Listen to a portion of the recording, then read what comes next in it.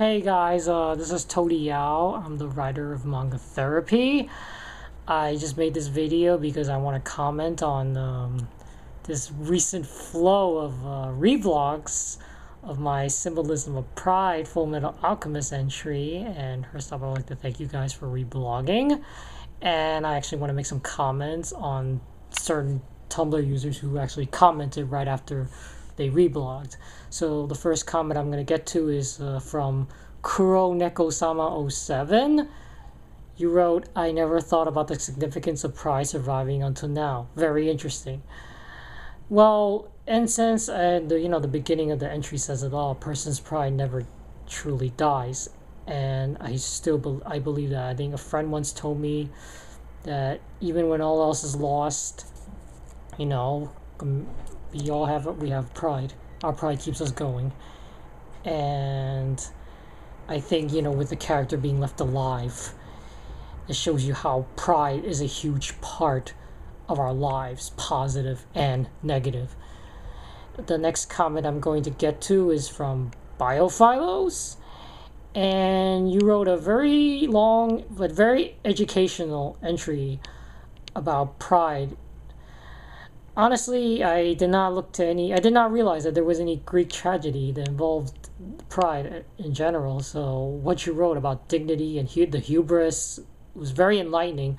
I like what you said, how he destroyed the hubris, which means, Salim, and came out the human being, which represents dignity. So, in a sense, I really thank you for enlightening on this subject. The next person I'm going to get to is from, let's see, I gotta click it here. Sorry, guys. Here we go.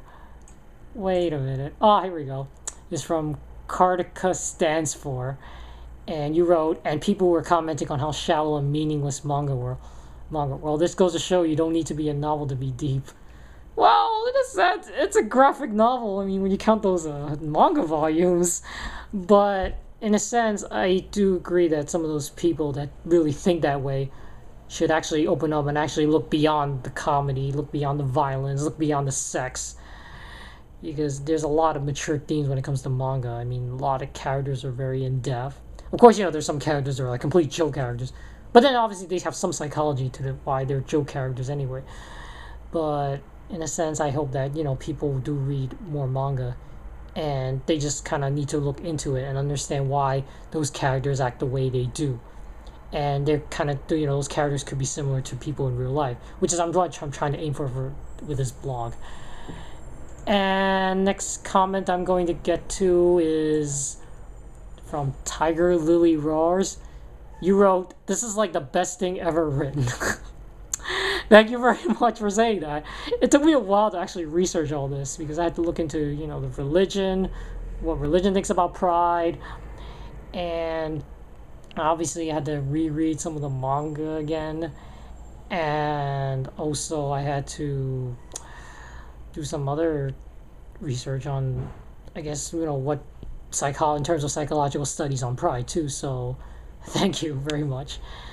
So in any case, thank you guys. I also would like to thank Sa-chan for liking my post. I would also like to thank Enduring Delilah for starting the reblog trend. It just became a domino effect. And I also like to thank Kirapa for reblogging. And also I also like to thank Otaku Psychologic for actually liking it in the first place. And then Shockers for reblogging. So once again, guys, thank you very much. I appreciate that you like my entry on Pride. And stick around. I'm going to have some more interesting entries coming up in the future. So, see ya. So, stick around. Alright, later, guys.